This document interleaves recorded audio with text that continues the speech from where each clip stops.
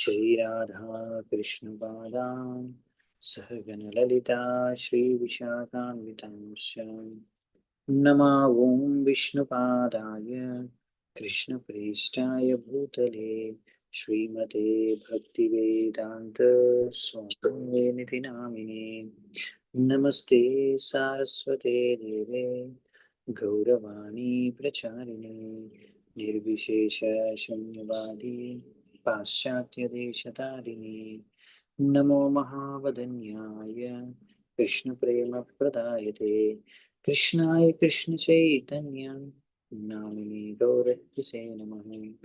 हे कृष्णा करुणा सिन्धु दीनबन्धु जगत्पते गोपेश गोपिका कान्त राधाकान्त नमोऽस्तुते तप्तकाञ्चन गौराङ्गी राधे वृन्दावनेश्वरी वृषभानुसुते देवी प्रणमामि हरिप्रिये नीलाचलनिवासाय नित्याय परमात्मने बलभद्रसुभद्राभ्यां जगन्नाथाय ते नमः। वाञ्छाकल्पतरुभ्यश्च कृपासिन्धुभ्य एव च पतितानां पावनेभ्यो वैष्णवेभ्यो नमो नमः। जय श्री कृष्ण चैतन्य प्रभु नित्यानंद श्री अद्वैत गदाधर श्रीवासादि गौरभक्तवृंद हरे कृष्ण कृष्ण कृष्ण हरे हरे हरे राम राम राम हरे हरे। సో మనము శ్రీమద్ భాగవతం 10వ స్కందంలో మొదటి అధ్యాయం కంప్లీట్ చేసుకున్నాము. ఇప్పుడు రెండవ అధ్యాయం వచ్చేసి ఇక్కడ మనకి ఇచ్చారు,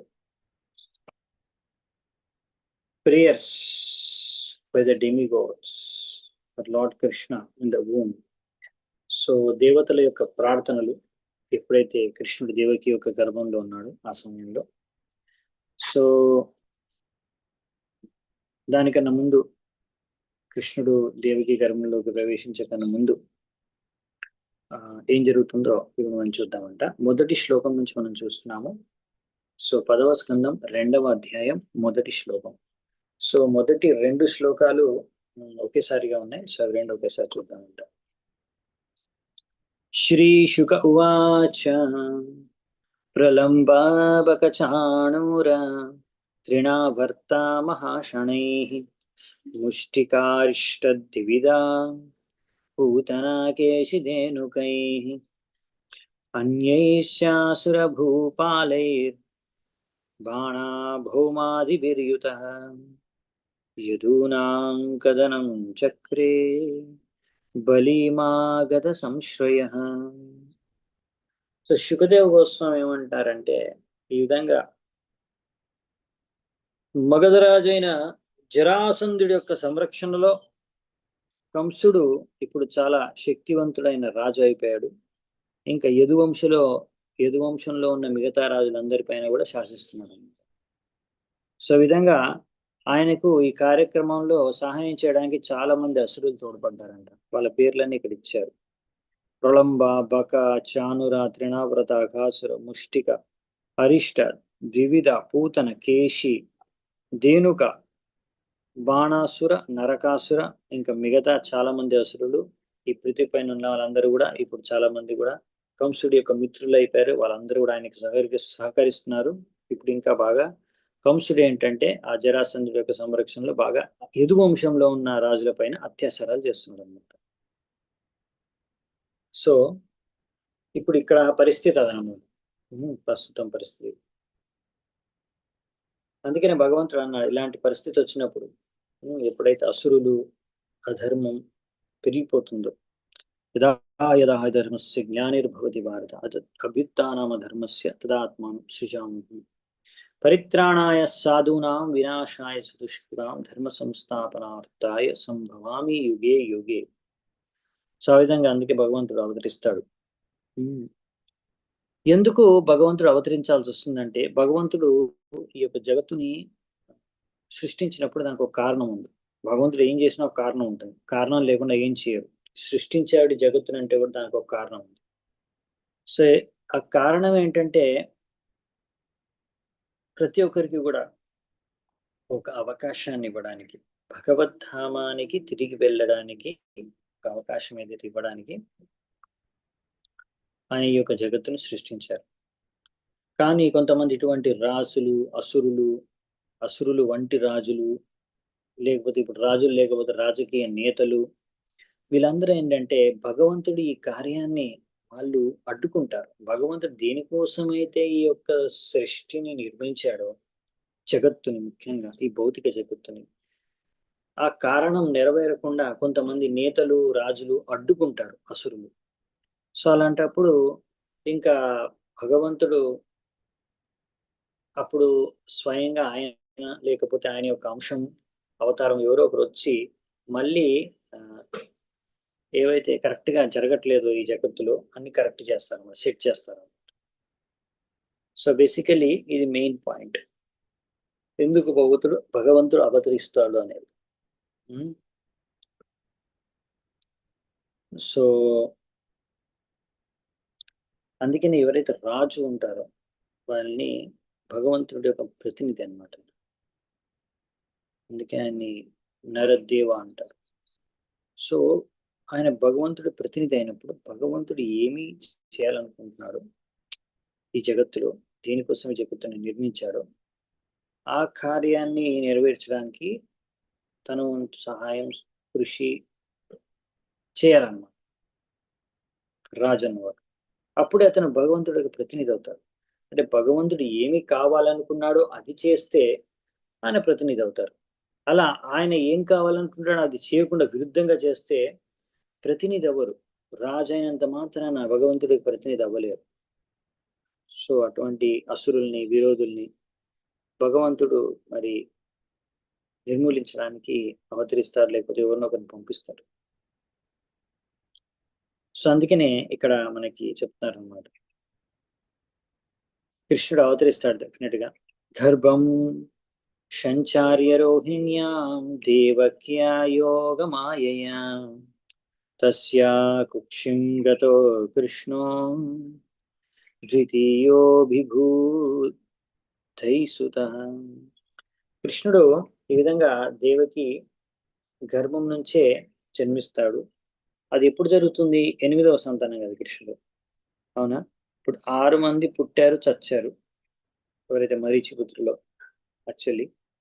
సో నెక్స్ట్ 7th, ఇంకా అది 7th ఎవరంటే ఎప్పుడైతే ఇది జరుగుతుంది 7th అయిపోయిన తర్వాతే కదా, 7th సంతానం అయిపోయిన తర్వాతే కృష్ణుడు 8వ సంతానం వచ్చేది. సో 7వ సంతానం ఎవరేమవుతారంటే బలదేవుడు దేవకి గర్భం నుంచి 7వ సంతానం అయిన బలదేవుడు రావాల్సింది దేవకి గర్భం నుంచి రోహిణి మాత యొక్క గర్భంలోకి ట్రాన్స్ఫర్ అయిపోతారు యోగమాయ యొక్క ప్రభావంతో. సో అదే ఇక్కడ చెప్తున్నారు అన్నమాట. సో ఈ విధంగా ఇంకా ఇక్కడ యదుభిహి అని ఇక్కడ రాశారు. వీళ్ళందరూ కూడా యదు వంశంలో ఉన్న వాళ్ళందరూ కూడా చాలా మంది రాజులు, వాళ్ళందరూ కూడా చాలా మంది భక్తులు. కానీ కొంతమంది అసురులు కూడా ఉండేవాళ్ళు, శల్వ ఇలాంటి వాళ్ళు. ఇలా జరాసంధుడి సమయంలో, జరాసంధుడు ఎవరు అసలు? కంసుడికి జరాసంధుడికి సంబంధం ఏంటి? జరాసంధుడు వచ్చేసి కంసుడి యొక్క మామ, అవునా? జరాసంధుడి యొక్క కూతుర్నే కంసుడు వివాహం చేసుకున్నాడు, పెళ్లి చేసుకున్నాడు. కాబట్టి జరాసంధుడు వచ్చేసి కంసుడు యొక్క మామ. కాబట్టి జరాసంధుడు కంసుడికి రక్షణ కల్పిస్తున్నాడు, నువ్వు ఏం కావాలంటే అది చేసుకో, నేనున్నాను. ఎందుకంటే జరాసంధుడు కూడా చాలా శక్తివంతమైన రాజు, ఆయన్ని ఎదురించే ధైర్యం, దమ్ము కూడా చాలా మందికి లేదు ఇక్కడ పృథ్వీ పైన ఆ సమయంలో.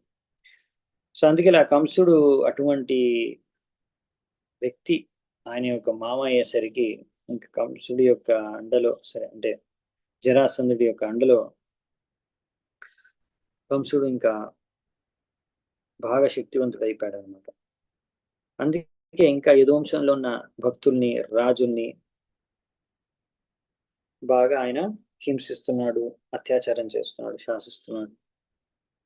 సో ఆ విధంగా ఆ సమయంలో దేవతల కన్నా కూడా ఈ అసురులు బాగా శక్తివంతమైన వాళ్ళ కనిపించారంట. కానీ ఫైనల్ గా అయితే మనకు తెలుసు, కృష్ణుడి యొక్క సహాయంతో అసురులు అందరూ కూడా సంహరించబడతారు, జరుగుతుంది ఫైనల్ గా. సో కృష్ణుడు కూడా అలాగే అవతరించి ఆ పని చేస్తారు. నెక్స్ట్ 3వ నంబర్ శ్లోకం. ते నివివిషుః కురు పాంచాలకేకయాన్ శాల్వాన్ విదర్భాన్ నిషధాన్ విదేహాన్ కోశలానపి. సో ఈ విధంగా అత్యాచారాలు భరించలేక, కంసుడి యొక్క అత్యాచారాలు భరించలేక మిగతా యదువంశంలో ఉండే రాజులు, యదువంశీయులందరూ కూడా వాళ్ళ రాజ్యాన్ని, అంటే ఈ యొక్క శూరసేన రాష్ట్రాన్ని, అంటే మథుర ఈ యొక్క ప్రదేశాన్ని వదిలేసి వేరే రాజ్యాలకు పారిపోయారంట. ఆ వేరే రాజ్యాలకు పారిపోయి అక్కడ దాక్కుని గుప్తంగా జీవిస్తున్నారంట. కంసుడి భయంతో, కంసుడికి భయపడి ఎలాంటి రాజ్యాలకు వెళ్ళిపోయారంటే కురు రాజ్యానికి, అలాగే పాంచాల, కేకయ, శాల్వ, విదర్భ, నిషడ, విదేహ, ఇంకా కోశల. సో ఇటువంటి ప్రదేశాలకి, రాజ్యాలకి వెళ్ళిపోయి అక్కడ వాళ్ళు కంసుడి భయంతో దూరం వెళ్ళిపోయి అక్కడ దాక్కుని జీవిస్తున్నారంట. ఈ విధంగా ఉందన్నమాట పరిస్థితి అప్పుడు. 4-5 శ్లోకాలు.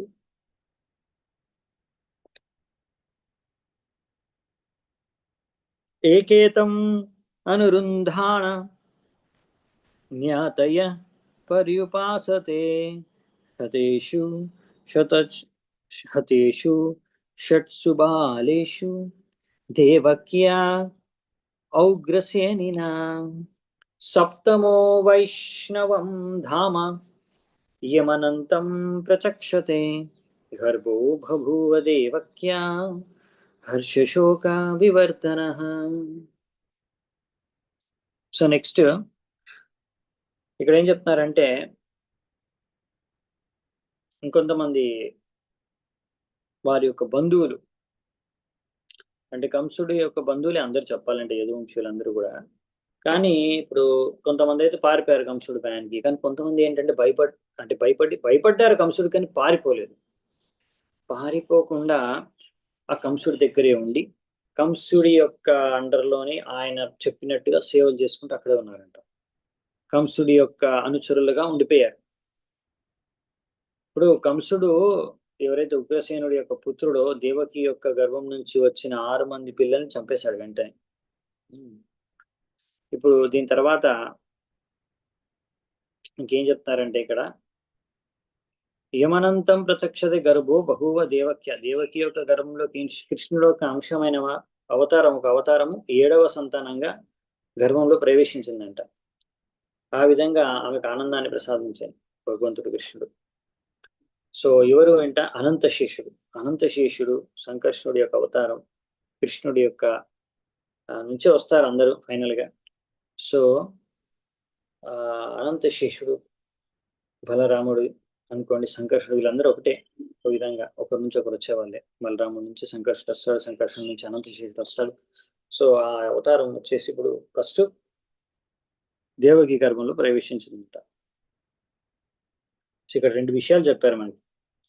మొదటిది ఏంటంటే ఇక్కడ చెప్పింది, కొంతమంది కంసుడి యొక్క బంధువులు ఆయన అనుచరులుగా మారిపోయి కంసుడి దగ్గరే ఉండిపోయారంట పారిపోకుండా.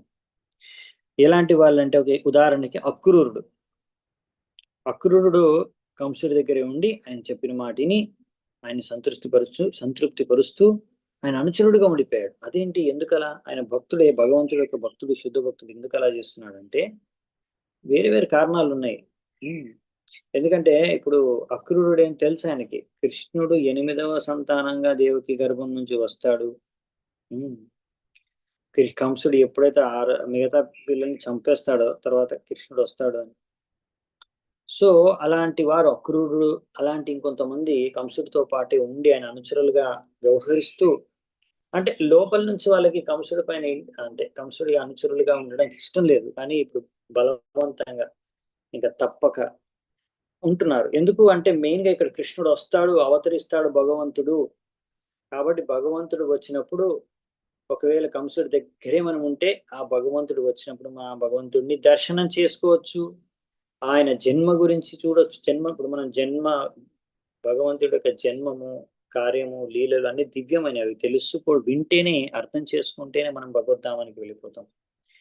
సో అటువంటిది ఇప్పుడు భగవంతుడు జన్మిస్తాడు, ఆయన దివ్య లీలలు చేయబోతున్నాడు అని మన కళ్ళ ముందట జరగబోతున్నాయని తెలిసి, సో భక్తులు ఎలా వెళ్ళిపోతారు?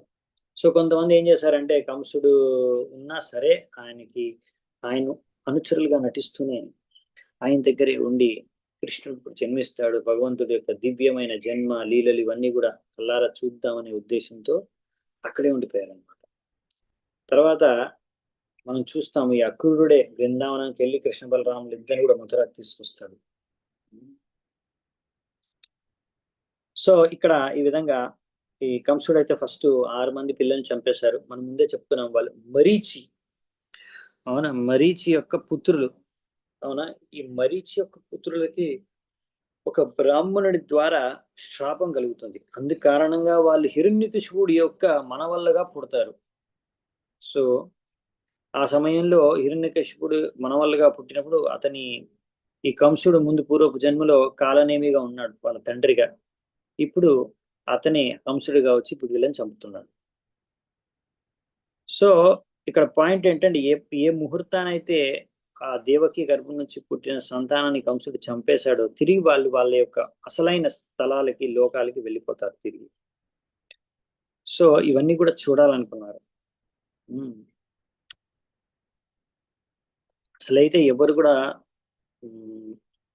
మామ అయ్యుండి వాళ్ళ యొక్క మేనల్లుడిని చంపరు. కంసుడు ఎలాగైతే చంపాడు, ఎందుకు కంసుడు చాలా క్రూరమైన వాడు కాబట్టి నిస్సంకోచంగా చంపేశాడు. తన యొక్క స్వార్థం కోసం, తన యొక్క ప్రాణ భయంతో ఉన్నది కారణంగా తన యొక్క ప్రాణాలు కాపాడుకోవడం కోసం. సో ఇక్కడ మనము నెక్స్ట్ ఏం జరిగిందో చూద్దామంట. భగవానపి విశ్వాత్మా విదిత్వా కంసజం భయం యదూనాం నిజనాథానాం యోగమాయాం సమాదిశత్. సో యదుల్ని సంరక్షించడానికి, ఆయన యొక్క భక్తుల్ని కంసుడి యొక్క భార్య నుంచి రక్షించడానికి భగవంతుడు విశ్వానికి ఆయన ఆత్మ, పరం ఆత్మ అంటాం కదా, ఆయన యాక్చువల్లీ విశ్వాత్మ భగవంతుడు. పరమాత్మ భగవంతుడు యొక్క అవతారమే. ముఖ్యంగా ఎగ్జాక్ట్లీ చెప్పాలంటే క్షీరోదక్ష విష్ణుకు అవతారం. సో భగవంతుడి విశ్వాత్మ అన్నారు. ఆయన ఆ భగవంతుడు ఎవరైతే విశ్వాత్మ, అందరి పరమాత్మ, ఆయన యోగమాయకి ఈ విధంగా ఆదేశించాడంటే ఇప్పుడు భగవంతుడు ఏం ఆదేశించాడు. సో ఈ ఘటన ఎప్పుడు అంటే ఇంకా కృష్ణుడు దేవకి గర్భంలోకి ప్రవేశించలేదు. 6 మంది సంతానం చనిపోయిన తర్వాత ఏం జరుగుతుందని చెప్తున్నారు. సో భగవంతుడు ఇప్పుడు అనంతశేషుడు కోసం అలా అనంతశేషుడు ఆల్రెడీ ప్రవేశించాడు దేవకి గర్భంలోకి. ఇప్పుడు యోగమాయకి ఏం ఆర్డర్ ఇస్తున్నారో చూద్దాం. సో ఇక్కడ విశ్వాత్మ గురించి రాశారు. కృష్ణుణ్ణి అంటారు విశ్వాత్మ అని. అందుకనే కృష్ణుడు మొత్తం విశ్వానికే ఆత్మ. సో విశ్వంలో ఏం జరుగుతుంది అనేది కృష్ణుడికి తెలుసు. క్షేత్రజ్ఞం చాపి మాం విత్తి సర్వక్షేత్రీషు భారష. ఆయనే అవతారం ద్వారా పరమాత్ముడిగా అవతారం తీసుకుని ప్రతి ఒక్కరి హృదయాల్లో ఉంటాడు. కాబట్టి ఆయనకు ప్రతి ఒక్కరిలో ఏం జరుగుతుంది, ప్రతి చోట తన యొక్క సృష్టిలో ఏం జరుగుతుంది అనేది భగవంతుడికి తెలుసు. రైట్. ఇంకా ఈ భగవంతుడే అన్ని అవతారాలకి మూలం అని ఇక్కడ అవన్నీ రాశారు మనకి. సో ఫైనల్ గా పాయింట్ ఏంటంటే ఇక్కడ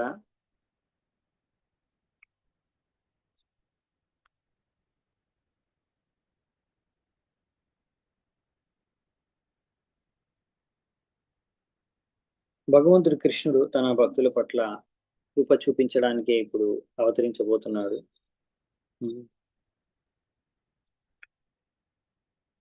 వారిపైన అనుకంప, దయ చూపించడానికి. దేశమేవానుకంపార్థం అహం అజ్ఞానజం తమః నాశామాత్మ భావస్థో జ్ఞాన దీపేన భాష. సో ఈ విధంగా భక్తుల పైన కృప చూపిస్తాడు.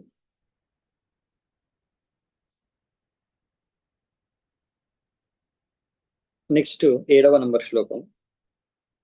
గచ్చదేవి వ్రజం భద్రే. సో ఇది ఆయన యోగమాయకి ఆదేశం ఇస్తున్నాడు కృష్ణుడు. యోగమాయకి గచ్చదేవి వ్రజం భద్రే గోపిరలంకృతం రోహిణీ వసుదేవస్య భార్యాస్తే నంద గోకులే అన్యశ్చ కంస సంవిఘ్న వివరేషు వసంతి. ఏమన్నాడంట భగవంతుడు యోగమాయకి ఏం ఆర్డర్ ఇచ్చారంటే, నువ్వు నా శక్తివే, ఈ యొక్క సృష్టిలో నిన్ను కూడా అందరూ పూజిస్తారు. నీ యొక్క ముఖ్యమైన కార్యం ఏంటంటే అందరికీ కూడా, అన్ని జీవాత్మలకు కూడా వాళ్ళు బాగా ఉండాలని వరాలు ప్రసాదించు. సో నువ్వేం చేస్తావంటే ఇప్పుడు వ్రజకెళ్ళు, వ్రజకులానికి వెళ్ళు. అక్కడ చాలా మంది గోపికలు ఉంటారు. చాలా మంది గోపలు, వాళ్ళందరూ వాళ్ళ భార్యలతో జీవిస్తున్నారు. ఆ అందమైన ప్రదేశంలో చాలా ఆవులు ఉంటాయి, గోవులు ఉంటాయి. అక్కడే రోహిణి, ఈ వసుదేవుడి యొక్క భార్య, నంద మహారాజు యొక్క ఇంట్లో నివసిస్తుంది. అలా వసుదేవుడి యొక్క మిగతా భార్యలు అని ఇంకా చాలా మంది భార్యలు ఉంటారు, వాళ్ళందరూ కూడా అలా కంసుడి భయానికి అలా భయానికి వాళ్ళు కూడా అక్కడే ఎవరికి తెలియకుండా అక్కడ కంసుడి భయానికి అంత దూరంగా నివసిస్తున్నారు. సో నువ్వు అక్కడికి వెళ్ళు. సో నందగోకులం, వ్రజకులం, బృందావనం అది చాలా అద్భుతమైన ప్రదేశం అని ఇక్కడ స్వయంగా కృష్ణుడే చెప్తున్నాడు అనమాట యోగమాయకి, ఎక్కడైతే నంద మహారాజు ఉంటాడో. సో ఈ విధంగా ఆయన యోగమాయకి చెప్పేది అంటే, నువ్వు అక్కడికి వెళ్ళు, అక్కడికి వెళ్ళి చాలా మంది అక్కడ భయపడి, కంసుడికి భయపడి అక్కడ నివసిస్తున్నారు. వసుదేవుడి యొక్క భార్య మిగతా భక్తులు, గోపికలందరూ కూడా వాళ్ళందరికీ వెళ్ళి అభయాన్ని ప్రసాదించు. సో తద్వారా నువ్వు అభయాన్ని ప్రసాదిస్తే వాళ్ళకి ఇంకా సేఫ్గా అనిపిస్తుంది, వాళ్ళు ఫీల్ అవుతారు, ఇంకా మంచి ప్రదేశంగా మారుతుంది. ఎందుకంటే యోగమాయకి అటువంటి శక్తి ఉంది, అలా అనుకూలమైన వాతావరణాన్ని సృష్టించే శక్తి. సో భగవంతుడి యొక్క శక్తి అయిన యోగమాయకి మెయిన్ ఆమె కార్యం ఏంటంటే, యోగమాయది భగవంతుడు లీలల్ని ఇంకా బాగా భగవంతుడు ఏ లీల చేయాలనుకుంటారో దానికి కావాల్సిన అనుకూలమైన పరిస్థితుల్ని లేకపోతే కార్యాలని చేసి సహాయం చేయడం. సో అందుకని ఇప్పుడు భగవంతుడు చెప్పాడు యోగమాయకు, నువ్వు వెళ్ళి ఫస్ట్ అక్కడ వ్రజకులానికి వెళ్ళి అక్కడ వాళ్ళందరికీ అభయాన్ని ప్రసాదించు. సో ఇంకేం చెప్తున్నారంటే 8వ నంబర్ శ్లోకంలో, దేవక్యా జఠరే గర్భం శేషాఖ్యం ధామమామకం తత్సన్నికృష్య రోహిణ్యా ఉదరే సన్నివేశయా. ఏమన్నారంటే, దేవకి యొక్క గర్భంలో నా యొక్క అవతారమైన సంకర్షణుడు లేకపోతే అనంతశేషుడు ఉన్నాడు. ఏమాత్రం కష్టం లేకుండా నువ్వు ఆ అనంతశేషుడైన ఆ బలరాముడి యొక్క అవతారాన్ని దేవకి యొక్క గర్భం నుంచి రోహిణి యొక్క గర్భానికి నువ్వు తరలించు అని. సో ఒక గర్భం నుంచి శిశువుని ఇంకో గర్భానికి ట్రాన్స్ఫర్ చేయడం, ఇది చెప్తున్నారనమాట. సో కృష్ణుడి నుంచి ఫస్ట్ బలదేవుడు వస్తాడు, ఆయన్నే సంకర్షణ అంటాము, అనంతశేషుడు అంటాము, ఆయన నుంచి అందరు వచ్చేది, రైట్. సో ఇప్పుడు అనంతశేషుడు అవతారంలో ఉన్న భగవంతుడు బేసికలీ అనంతశేషుడు రూపంలో ఉన్న అవతారం. ఆయన మొత్తం ఈ యొక్క బ్రహ్మాండాన్ని మోస్తారు అనమాట ఆయన తలపైన, రైట్. సో ఆ అనంతశేషుడి యొక్క తల్లి, అసలైతే తల్లి ఎటర్నల్ మదర్ అంటే శాశ్వత రూపంగా యాక్చువల్లీ రోహిణి మాతే అనంతశేషుడి యొక్క తల్లి అన్నమాట. సో ఇప్పుడు అందుకనే భగవంతుడు చెప్తున్నాడు అనమాట, నేను ఇప్పుడు దేవకి గర్భానికి వెళ్ళబోతున్నాను. ఇంకా దేవకి గర్భంలోకి కృష్ణుడు ప్రవేశించలేదు, ప్రవేశించబోతున్నాను. అందుకనే కానీ యోగమాయకు చెప్పాడు, నేను ముందే వెళ్తానని, అక్కడ అరేంజ్మెంట్ అన్ని చేయడానికి, నేను ఎక్కడైతే వెళ్తానో అక్కడ నివసించడానికి సరిగ్గా పరిస్థితులు, ప్లేస్ అంతా బాగుందా లేదా, కరెక్ట్గా ఉందా లేదా, క్లీన్ ఉందా లేదా, అన్ని పరిస్థితులు కరెక్ట్గా అరేంజ్ చేయడానికి నాకన్నా ముందు అక్కడ శేష వెళ్ళిపోయాడు. కాకపోతే ఆయన రోహిణి గర్భం నుంచి పుట్టవలసింది, ఆయన రోహిణి మాత యొక్క కొడుకు, కాకపోతే అక్కడికి వెళ్ళిపోయాడు ముందే అరేంజ్మెంట్స్ కోసం అనేసి. కాబట్టి ఇప్పుడు నేను అక్కడ చక్కగా ఉండొచ్చు వెళ్ళి. కాబట్టి నువ్వు ఇప్పుడు రోహిణి గర్భంలోకి ప్రవేశించి నౌ ఇప్పుడు సమయం అయిపోయింది, ఆయన రోహిణి గర్భంలోకి ప్రవేశించాల్సిన సమయం అయిపోయింది. ఓకే,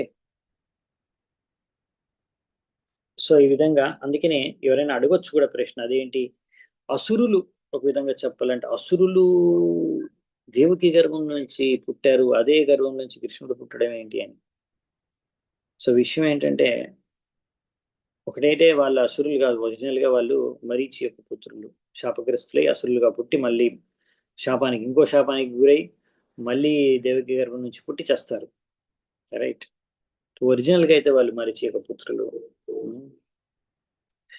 ఇంకొకటి ఏంటంటే భగవంతుడు అలా వెళ్ళగలుగుతారా, అక్కడ వెళ్ళవచ్చా అటువంటి ప్రదేశానికి అంటే, పాయింట్ ఏంటంటే మొత్తం ఈ సృష్టి భగవంతుడు, ఈ సృష్టిలో భగవంతుడు ప్రతి చోట ఉన్నాడు.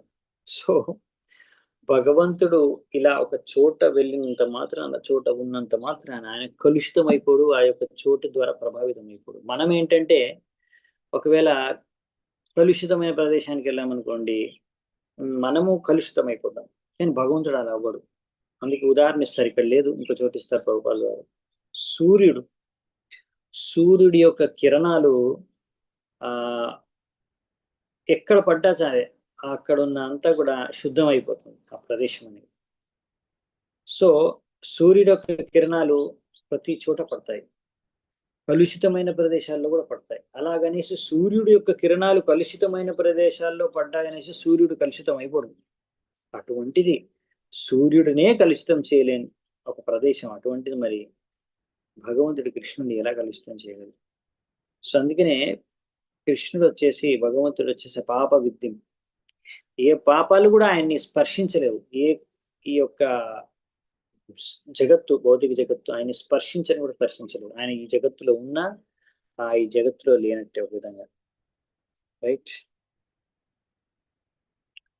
సో అందుకనే ఇక్కడ చెప్తున్నారన్నమాట, భగవద్గీతలో కూడా కృష్ణుడు చెప్తారు, మాయాతతం ఇదం సర్వం జగత్ అవ్యక్తమూర్తిన మత్స్థాని సర్వభూతాని నచాహం తేష్వస్థితః నచ మత్స్థాని భూతాని పశ్య మే యోగమైశ్వరం భూతభృన్నచ్చ భూతోస్తు మమాత్మా భూత భావన. సో అది మన పాయింట్. ఇంకొక చాలా ఇంపార్టెంట్ కాన్సెప్ట్ మనకి 8వ తాత్పర్యంలో ప్రభుపాల్ ద్వారా రాస్తారు, చాలా ఇంపార్టెంట్ తాత్పర్యం, దీన్ని బాగా క్లియర్ గా చూద్దామంట.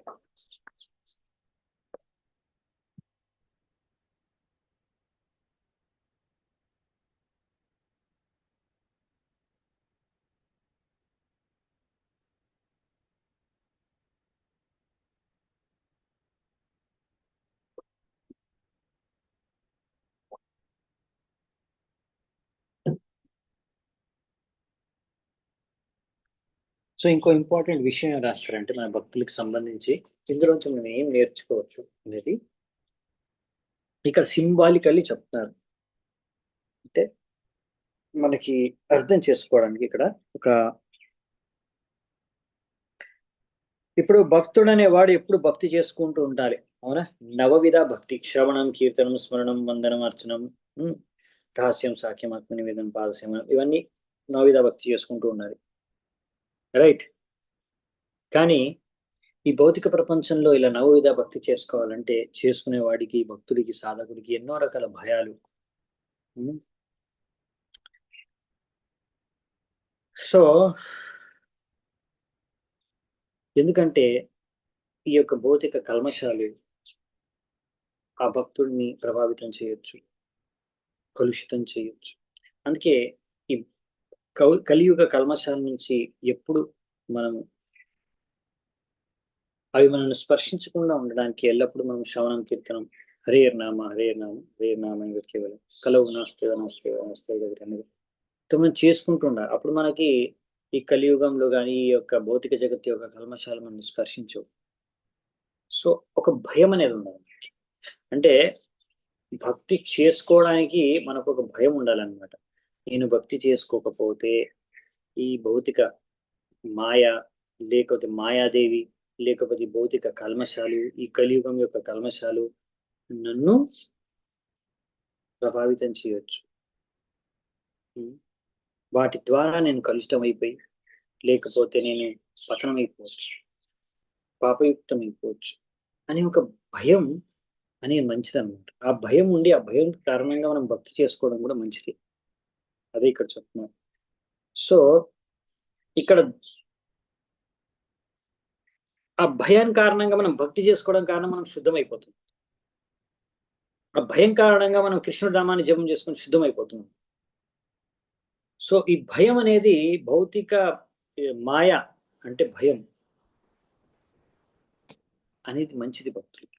అందుకే ఒకసారి ప్రభుపాద గారు అనేవారు, నా భక్తులు నా ఒకటే భయం ఏంటంటే, నా ఇస్కాన్ భక్తులు ఏంటంటే కొంచెం ఓవర్ కాన్ఫిడెన్స్ ఎక్కువ అనమాట. మమ్మల్ని మాయాదేవి కూడా ఏం చేయలేదు అనే అంత ఓవర్ కాన్ఫిడెన్స్‌గా ఉంటారు. అదొక్కటే భయం. అంత ఓవర్ కాన్ఫిడెన్స్ ఉండకూడదు. కొంచెం భయం ఉండాలి. ఎందుకంటే మాయ చాలా శక్తివంతురాలు మాయాదేవి. భయంతో ఆ మాయాదేవి కొంచెం భయంతో భయపడి భగవంతుడికి భక్తి చేసుకోవాలి. ఆ భగవంతుడికి భక్తి చేసుకొని మనం ఆ భయం నుంచి ముక్తులం అవ్వగలం. శుద్ధం అయిపోగలం.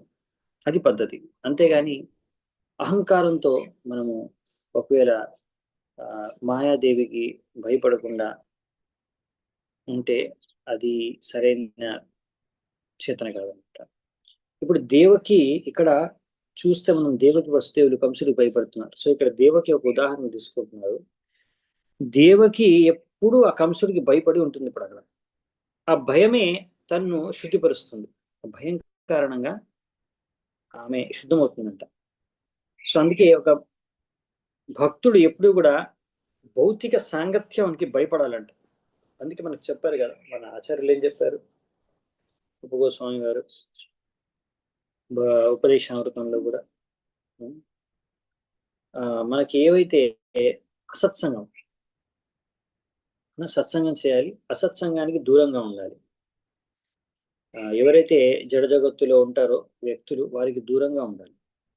అంటే ఎవరైతే అభక్తులు, నాస్తికులు, భగవానికి విరుద్ధంగా ఉంటారో అలాంటి వారికి నుంచి దూరంగా ఉండాలి. కర్మీల నుంచి దూరంగా ఉండాలి. వారి యొక్క సాంగత్యానికి దూరంగా ఉండాలంటే ఏంది, తిరగొచ్చు కదా వాళ్ళతో పాటు, ఏం ప్రాబ్లం, నాకేం భయం లేదు అని అనుకోకూడదు. భయపడాలి. అమ్మో వాళ్ళతో తిరిగితే వాళ్ళ ప్రభావం చేత నా భక్తి నాశనం అయిపోతుందనే భయం ఉండాలి. అది మంచిది. అహంకారంతో నాకేం కాదు, నేను ఎక్కడైనా తిరగచ్చు, నేను ఏమైనా చేయొచ్చు, నన్ను ఎవరేం చేయలేరు, నేను ఎప్పుడు పతనం అవునని అహంకారం ఉంటే అది మన పతనానికి దారితీస్తుంది.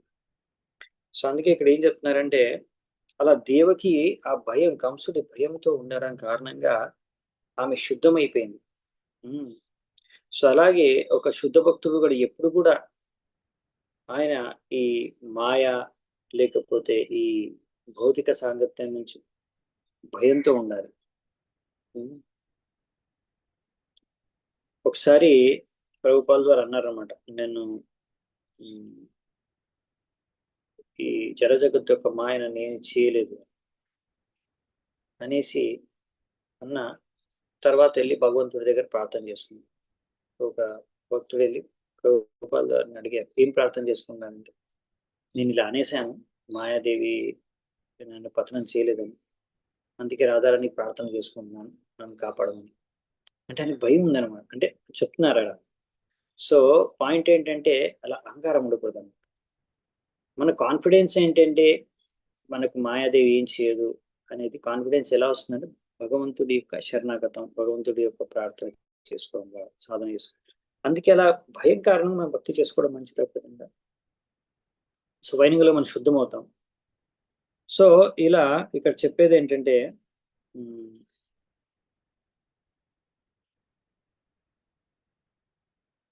భౌతిక సాంగత్యం వల్ల కలిగే అసురులు, అవును, యాక్చువల్లీ కామ క్రోధ లోభ మోహ మద్మాశ్చర్యాలని అవన్నీ కూడా ఈ భౌతిక సాంగత్యం వల్ల పుట్టుకొచ్చే అసురులు అన్నమాట.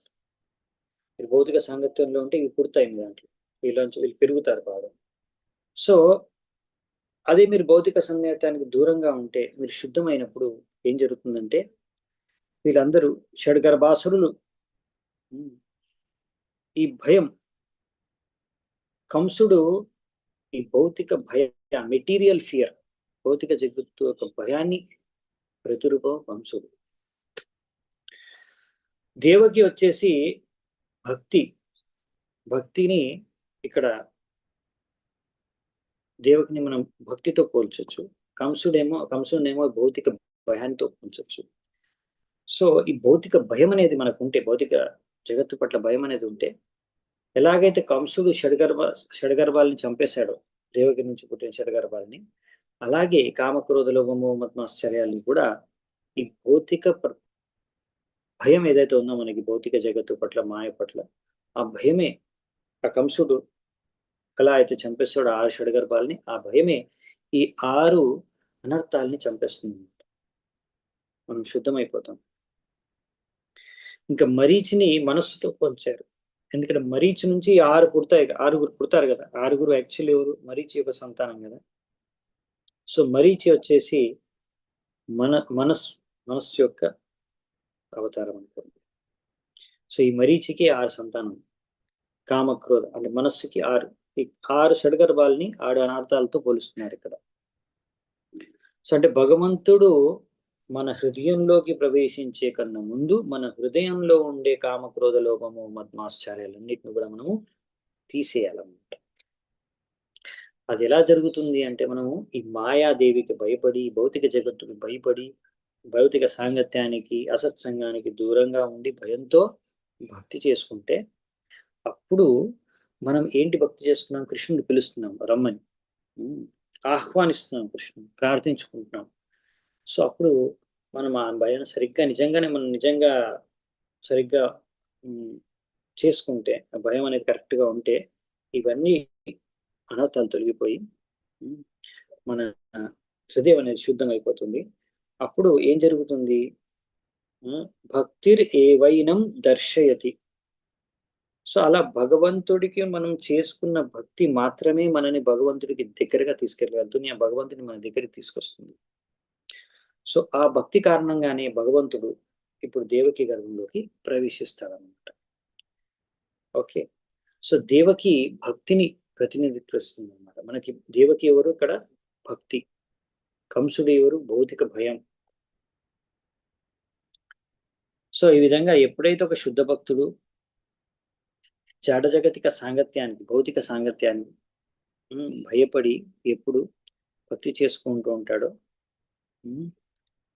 అప్పుడు ఆయనలో భక్తి చేసుకోవడానికి ప్రయత్నిస్తున్నాం మనం. అప్పుడు ఆయన మన హృదయం నుంచి ఇంకా భక్తి రాలేదు, బయట నుంచి ఏదో ప్రాక్టీస్ చేస్తుంది రావాలని. సో అది వస్తున్నాం భయంతో సరిగ్గా చేసుకుంటే భక్తి సాధన, అప్పుడు మనలో నిజంగా కృష్ణుడి పట్ల భక్తి ప్రేమ అనేది పుట్టుకొస్తుంది. అప్పుడు మనము సహజంగానే ఇప్పుడు ఏంటంటే భయంగా మనము దూరంగా ఉంటాం భౌతిక సాంగత్యానికి. అలా నిజంగా మన హృదయంలో భక్తి ప్రేమ పుట్టుకొచ్చినప్పుడు మనం భయపడాల్సిన అవసరం లేదు. అప్పుడు మనకి సహజంగానే భౌతిక జగత్తు పట్ల, భౌతిక విషయాల పట్ల ఆసక్తి అనేది వెళ్ళిపోతుంది. సో ఇంకా ఆసక్తి ఉన్నంత కాలం భయంతో ఉండాలి, జాగ్రత్తగా ఉండాలి. ఒకసారి మనకు కృష్ణుడి పైన ప్రేమ పుట్టిందంటే ఇంకా మనం భౌతిక ఆసక్తులన్నీ కూడా మర్చిపోతాం. సో ఆ విధంగా ఆ భయం కారణంగానే మనము దూరంగా పెట్టడం కారణంగా భౌతిక సాంగత్యాన్ని, మనలో ఉన్న కామక్రోధ మద్మాశ్చర్యాలన్నీ కూడా మరిచి యొక్క 6 పుత్రులు కూడా ఈ భయం కారణంగానే చచ్చిపోతాయని. సో ఆ విధంగా మనం శుద్ధమైపోతాం అన్ని వెళ్ళిపోయినప్పుడు. అప్పుడు ఎలాగైతే దేవకి గర్భంలో కృష్ణుడు ప్రవేశించాడో, అలాగే మన హృదయంలో కూడా కృష్ణుడు ప్రవేశిస్తాడు. సో అది దీని యొక్క అర్థం అనమాట. ఈ యొక్క లీల భగవంతుడు జన్మ నుంచి అసలు మనం అర్థం చేసుకోవాల్సింది ఏంటంటే ఇది మన భక్తి మార్గానికి. సో నెక్స్ట్ 9వ నంబర్ శ్లోకం.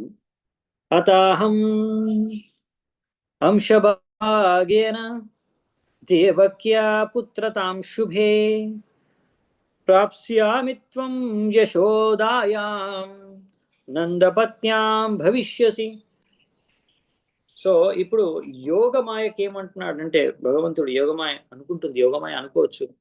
అసలు ఏం చెప్తున్నాడు భగవంతుడు? నన్ను సంకర్షణుణ్ణి, బలరాముని, భగవంతుడు యొక్క అవతారాన్ని నన్ను ట్రాన్స్ఫర్ చేసేయమంటున్నాడు.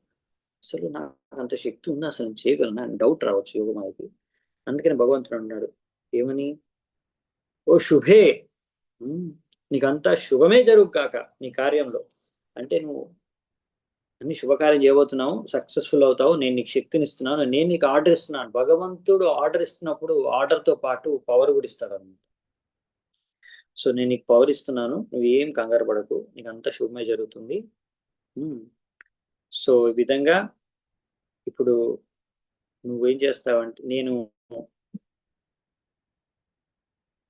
నువ్వు నా ఆర్డర్ ఫాలో చేయి, ఆర్డర్ ఫాలో చేసి ట్రాన్స్ఫర్ చేస్తే దాని తర్వాత నేను గర్భవి దేవకి యొక్క గర్భంలోకి నా యొక్క సంపూర్ణమైన షడైశ్వర్యాలతో సహా నేను దేవకి గర్భంలోకి ప్రవేశించి ఓకే జన్మ తీసుకుంటాను.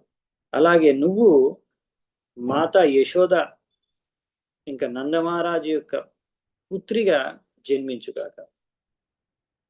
సో ఈ విధంగా చెప్పాలంటే ఇక్కడ భగవంతుడు ఈ విధంగా చెప్తున్నాడు అనమాట. సో అందుకనే ఫస్ట్ బలరాముడు అక్కడ రోహిణి మాతకు పుడతాడు, తర్వాత కొన్ని రోజుల తర్వాత ఇక్కడ కృష్ణుడు పుడతాడు అనమాట. తర్వాత దేవకికి కృష్ణుడు పుడతాడు. ఓకే, ఇప్పుడు భగవంతుడి యొక్క కృప ద్వారా యోగమాయ ఒక విధంగా చెప్పాలంటే కృష్ణుడు బలరాముడికి చెల్లెలుగా ఈ యొక్క భూమి పైనకి ప్రవేశిస్తుంది, రైట్, అవతరిస్తుంది. సో కాకపోతే ఆమె యశోదానంద మహారాజుకి పుత్రిలాగా పుడుతుంది, కానీ వారి యొక్క తల్లిదండ్రుల యొక్క ప్రేమ, యశోదామాత నంద మహారాజు యొక్క తల్లిదండ్రుల యొక్క ప్రేమ మాత్రం ఆమెకు దక్కదు.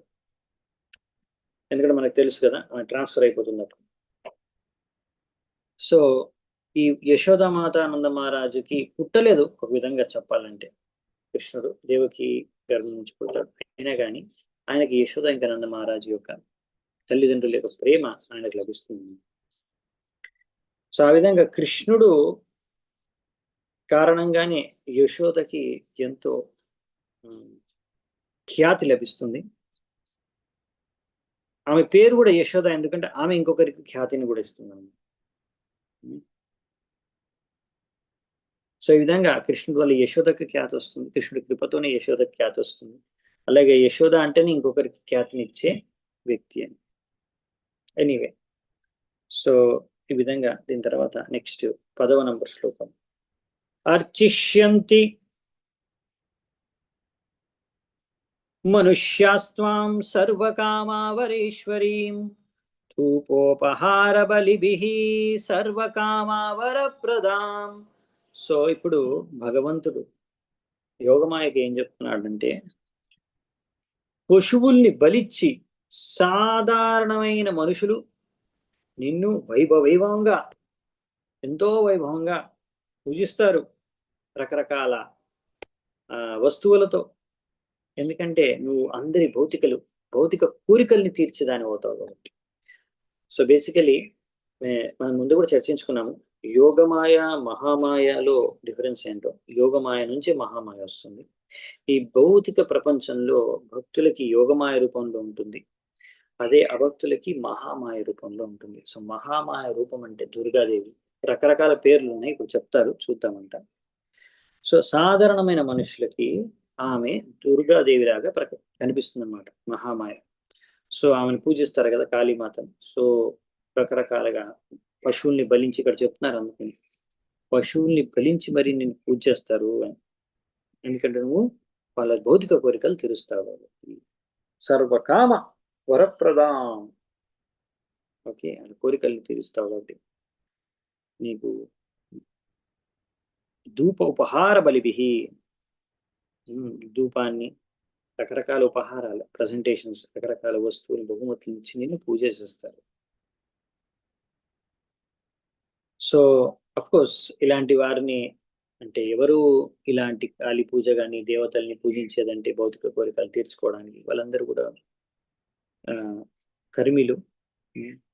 ఎలాంటి వాళ్ళు అంటే వారి యొక్క మనస్సు అంతా ఇప్పుడు భౌతిక కోరికలతో నిండిపోయి వాళ్ళ మనస్సున కోరికలు హరించేసాయో అలాంటి వాళ్ళు దేవతల దగ్గరికి వెళ్ళి కోరికలు తీర్చుకోవడానికి వెళ్తుంటారు. కామైస్తే స్థిత జ్ఞాన ప్రవద్యంతే అన్య దేవత. కృష్ణుడిని వదిలేసి ఇంకొక దేవతల దగ్గరికి ఎవరు వెళ్తారంటే అలా కోరికలతో మనస్సు నిండిపోయింది భౌతిక కోరికలతో, తీర్చుకోవడానికి కృష్ణుడి దగ్గరికి వెళ్ళకుండా ఇంకో దగ్గరికి వెళ్తారు. సో ఇక్కడ అలాంటి వాళ్ళకి ఇప్పుడు మాయాదేవి దుర్గా రూపంలో వాళ్ళకి కనిపిస్తుంది. ఇంకా దుర్గాదేవికి ఎన్నో పేర్లు ఉంటాయి. ఒక్కొక్క ప్రదేశంలో ఒక్కొక్క పేరుతో ఆమె అక్కడ వెలుస్తుంది. అక్కడ ఆమె భక్తులు ఆమె పూజిస్తూ ఉంటారు ఆ పేరుతో, ఆ రూపంలో. రైట్. సో ఎలాగైతే కృష్ణుడికి ఎన్నో లీలాస్థలులు, ఎన్నో ప్లేసెస్ లో రకరకాల పేర్లతో పూజిస్తుంటాము అవతారాలన్నిటిని, ఆ రకరకాల అవతారాలన్నిటిని, అలాగే దుర్గాదేవికి కూడా భారతదేశంలో చాలా చోట్ల రకరకాల అవతారాలు, పేర్లు ఉన్నాయి, రూపాలు ఉన్నాయి. వాటన్నిటిని ఆమె భక్తులు పూజిస్తూ ఉంటారు అక్కడక్కడ. సో ఆ మాయాదేవి ఇక్కడ యశోదామాత పుత్రిగా చెప్తుందంట. సో కంసుడిని మోసం చేసిన తర్వాత అది ఎలా జరుగుతుందని చూస్తాం మనం తర్వాత. కంసుడిని మోసం చేసిన తర్వాత ఆ మాయాదేవి ఇప్పుడు ముఖ్యంగా వింధ్యాచలంలో వెళ్తుంది. వింధ్యాచలానికి వెళ్ళి అక్కడ సాధారణమైన భక్తులతో ఆరాధనని, ఎందుకంటే కృష్ణుడు భక్తులు ఆరాధించరు, అవునా, వేరే వాళ్ళందరూ వేరే మిగతా మనుషులు ఆరాధిస్తారని. సో ఈ విధంగా ఇప్పుడు మనం చూస్తాము నెక్స్ట్ ఏం జరుగుతుందో. 11-12 శ్లోకాలు. సో భగవంతుడే చెప్తున్నారు యోగమాయ తర్వాత నువ్వు ఎలా ఫేమస్ అవుతావు ఈ యొక్క లోకంలో అనేది. నామధేయాని కుర్వంతి స్థానాని చ నరాభువే నరాభువి దుర్గేతి భద్రకాళీతి విజయా వైష్ణవీతి చ కుముదా చండికా కృష్ణ మాధవీ కన్యకేతి చ మాయా నారాయణీ శాని శారదేత్యంభికేతి చ. కృష్ణుడు మాయాదేవిని అంటున్నాడు, ఆమెని ఆశీర్వదిస్తూ చెప్తున్నాడు. రకరకాల ప్రదేశాల్లో, రకరకాల దేశాల్లో ఈ యొక్క పృథివీ పైన నిన్ను మనుషులు రకరకాల పేర్లతో పూజిస్తారు. దుర్గా, భద్రకాళి, విజయ, వైష్ణవి, కుముద, చండిక, కృష్ణ, మాధవి, కన్యక, మాయా, నారాయణి, ఈశాణి, శారద మరియు అంబిక. సో ఈ విధంగా మనము కొన్ని పేర్లు వినే ఉంటారు మీరు, కొన్ని చోట్ల ఇలా పూజించడం మీరు వినే ఉంటారు. సో రూపాల ద్వారా రాస్తున్నారు. అప్పుడప్పుడు కొంతమంది మనం కృష్ణుడు పూజించే వాడిని కృష్ణుడు భక్తులు అంటారు, వైష్ణవులు అంటారు. అలాగే దుర్గామాతను పూజించే వాళ్ళని శక్త వర్షిపర్స్ అంటారు. అప్పుడప్పుడు వాళ్ళిద్దరి మధ్యలో గొడవలు జరుగుతూ ఉంటాయని రాస్తున్నారు. ఎందుకంటే వాళ్ళు ఏంటంటే శక్త వర్షిపర్ ఇంట్రెస్ట్ ఏంటంటే భౌతిక కోరికలు తీర్చుకోవడం, వైష్ణవుల యొక్క ఇంట్రెస్ట్ ఏంటంటే భగవద్ధామాన్ని తిరిగి వెళ్ళడం. సో ఇద్దరి ఇంట్రెస్ట్ వేరనమాట. సో ఈ విధంగా ఎవరికైతే భౌతిక కోరికలు భౌతిక జగత్తులో భోగించాలనుకుంటారో వాళ్ళందరూ మాయాదేవిని ఈ విధంగా దుర్గాదేవి రూపంలో వాళ్ళు పూజిస్తారు రకరకాల పేర్లతో. కానీ ఇప్పుడు భక్తులు ఏంటంటే వాళ్ళు హరే కృష్ణ మహామంత్రం జపం చేసి భగవంతుడిని ఆరాధించుకుంటారు. సో ఈ విధంగా వైష్ణవుడి యొక్క కోరిక ఏంది, భగవంతుడిని మనం హరే కృష్ణ మహామంత్రం ద్వారా భగవంతుడిని పిలుస్తున్నాం, మీరు దయచేసి మా పైన కృప చూపించండి, మీకు సేవ చేయాలనుకుంటాం మేము, మీరు మమ్మల్ని మీ సేవలో నియుక్తం చేసుకోండి అని మనం ప్రార్థించుకుంటాం. ఇది మెయిన్ ప్రార్థన వైష్ణవులది. సో అందుకని వైష్ణవుల ఆరాధనకి శక్త వాళ్ళ ఆరాధనలకి ఉద్దేశంలో చాలా పెద్ద తేడా ఉంటుంది. ఎవరైనా అంటారు కదా, అంతా ఒకటి, ఎవరినైనా ఓకే మీరు కృష్ణుని పూజించుకుంటున్నారు, మేము దుర్గాదేవిని పూజించుకుంటాం, ఎవరి నమ్మకం వాళ్ళది, అందరూ మంచిది, అందరూ ఒకటే, అందరూ సమానం, అలా కాదనమాట. మనం పూజించుకుంటాం కృష్ణుడిని, మన ఉద్దేశం వేరు, వాళ్ళు దుర్గాదేవిని పూజించుకుంటున్నారు, వాళ్ళ ఉద్దేశం వేరు.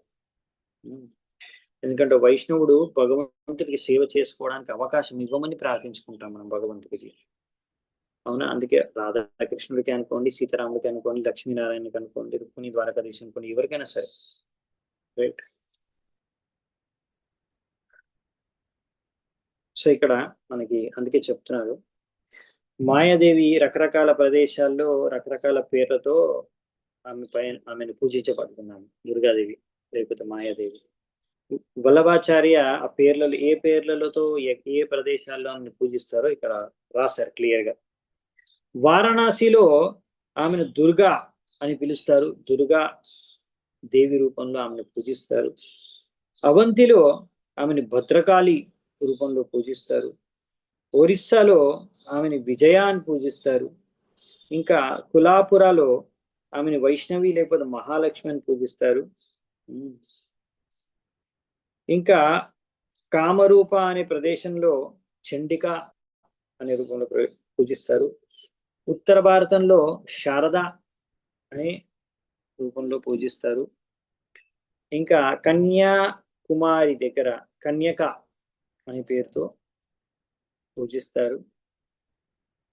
ఆ విధంగా రకరకాల ప్రదేశాల్లో రకరకాల పేర్లతో ఆమెను పూజిస్తారు జనాలు.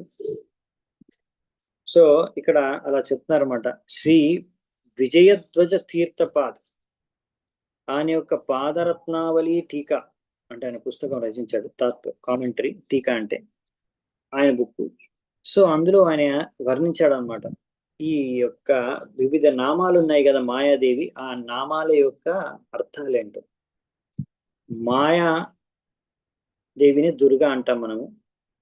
అంటే దుర్గా అంటే ఆమె దగ్గరికి వెళ్ళడం చాలా కష్టం అని. ఎంతో కష్టంతో మనం దుర్గాదేవి దగ్గరికి వెళ్ళగలుగుతాం. భద్ర ఇంకో పేరు వచ్చేసి భద్ర. భద్ర అంటే ఆమె అందరికీ కూడా భద్రత, ఆస్పీషియస్నెస్, మంగళదాయకం ప్రసాదిస్తుంది, శుభాన్ని ప్రసాదిస్తుంది. నెక్స్ట్ కాళీ. కాళీ అంటే ఆమె చాలా డీప్ బ్లూ కలర్ అనమాట. అనేది రంగు ఎంతో డీప్ బ్లూ ఉంటుంది, అది కాళీ అంటారు. నల్లగా కనిపిస్తుంది. నెక్స్ట్ వచ్చేసి ఎందుకంటే నెక్స్ట్ వచ్చేసి విజయ.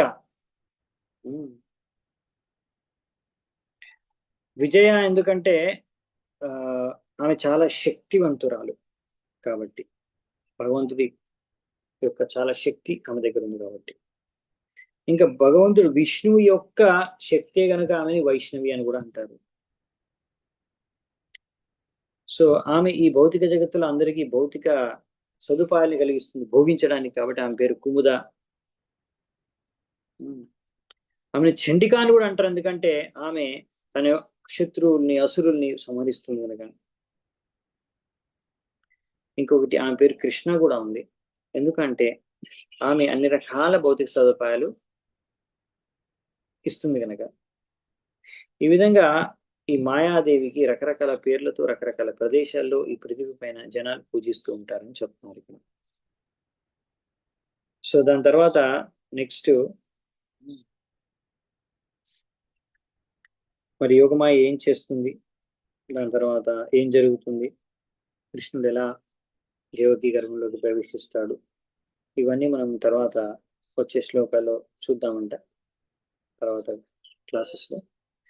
సో 12వ శ్లోకం వరకు చూసాము. 11వ శ్లోకం నుంచి నెక్స్ట్ క్లాస్లో చూసుకున్నాము. నేను ఇక్కడే ముగిస్తున్నాను ఈరోజు. Thank you very much. Srila Prabhupada की जय, श्रीमद् भागवतम की जय, समवेत भक्त वृंद की जय, दाई गौर सीता प्रेमानंदे। हरि हरि बोल, हरे कृष्ण।